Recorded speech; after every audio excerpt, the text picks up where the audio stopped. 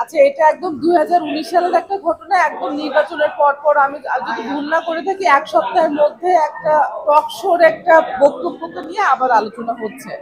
তো দেখেন, আপনারা সবাই জানেন যে আমি একদম স্বতন্ত্রভাবে ওই সময় নির্বাচন করেছি, ছাত্রলীগকে ফুল প্যানেল সহ হারিয়ে এসেছিলাম, এবং সেই সময় কিন্তু আমার একটা স্বতন্ত্র অবস্থানে ক্যাম্পাসে টিকে থাকার একটা ব্যাপার ছিল।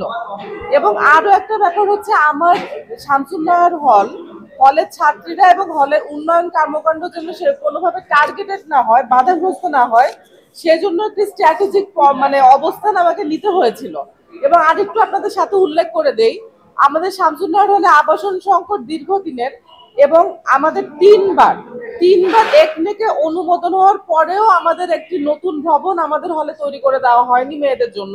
তো আমার আসলে আমার সংকটের জায়গাটা যদি আপনারা একটু বিবেচনায় করেন, তো সেই সময় যদি আমার মনে হয়েছে যে যদি বেশি রিজিড অবস্থানে চলে যায়, আমি হলের জন্য কাজ করতে পারবো না। তো এই কারণে মানে আমার স্ট্র্যাটেজি তখন ছিল। এবং সাথে আরো একটু যোগ করি, আবরার হত্যায় আপনারা জানেন যে আমি একদম সামনে সারিতে ছিলাম, প্রতিবাদ করেছিলাম, এবং সেই জন্য নানান রকম নিপীড়নের শিকার আমাকে হতে হয়েছে। এবং তার পরবর্তী যে বিভিন্ন সরকারি জুলুমের বিরুদ্ধে কিন্তু আমি সবসময় সোচ্চার ছিলাম। এমনকি 24-এ যখন এক দফার দাবি তোলা হয়েছে, তার আগের থেকেই তো আমি স্বৈরাচার পতনের দাবি, এক দফা, এগুলো আমার পাবলিক ডোমেইনে তো আমি বলে আসছি, রাজপথে বলেছি, আমার সামাজিক যোগাযোগ মাধ্যমে বলেছি।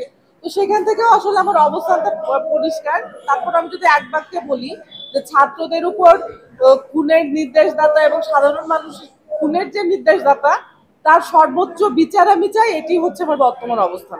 ব্যাপারটা পক্ষ নেওয়ার ছিল না, জিতে আসাটাই আসলে আমি মনে করেছিলাম যে আমার কাজ শেষ না। জিতে আসার পর আমার দায়িত্ব পালনের যে জায়গাটা, কাজ করার যে জায়গাটা, আমি এর আগেও বললাম যে তিনবার 20 তলা ভবনের একটা অনুমোদন পাওয়ার পরেও, একনেক অনুমোদন পাওয়ার পরেও কাজ শুরু করা হয় নাই। তো সেই রকম একটা প্রতিকূল অবস্থানে এবং একাধিকবার আমাদের নানান রকম বাধার সম্মুখীন হতে হয়েছে আমাদের কাজ করার ক্ষেত্রে। আমাদের হলের সামনে জায়গাটা আপনি এখনো দেখবেন সংস্কার করা হয় নাই, রাস্তাটা কত বছর ধরে সেটা আমরা বারবার করে বিভিন্ন জায়গায় গেছি, আমাদেরকে কেউ কিন্তু প্রশাসনে হেল্প করতো না।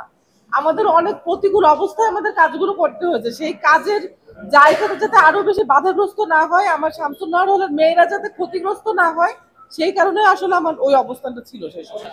আসলে যদি মেরুদণ্ড সোজা রাখার প্রশ্ন, বা যদি হচ্ছে আমার যারা ভোটার ছিল বা যারা সেই সময় আমাকে সমর্থন করতেন, যদি তারা মানে ধরেন যে ক্ষুব্ধ হতেন বা তারা আমার স্ট্র্যাটেজিটা না বুঝতেন, তাহলে তো ওই 19 সালের প্রশ্ন আপনাদের 7 বছর পরে 25 সালে এসে করা লাগতো না।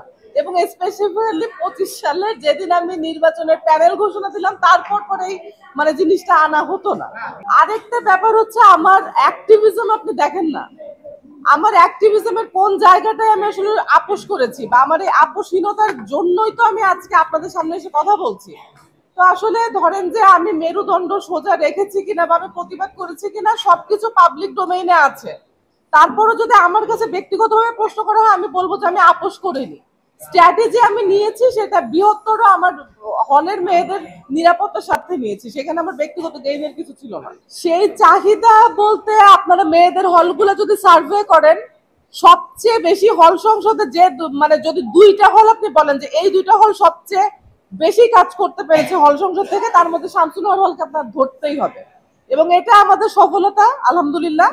এবং এই মানে স্ট্র্যাটেজি গুলো সেই কারণেই ছিল যে যাতে আমরা নির্বাচিত হয়ে গেলাম, আমি হাইলাইটেড হলাম, কিন্তু আমার পরবর্তী কাজ যাতে বাধাগ্রস্ত না হয়, এটি আমার উদ্দেশ্য।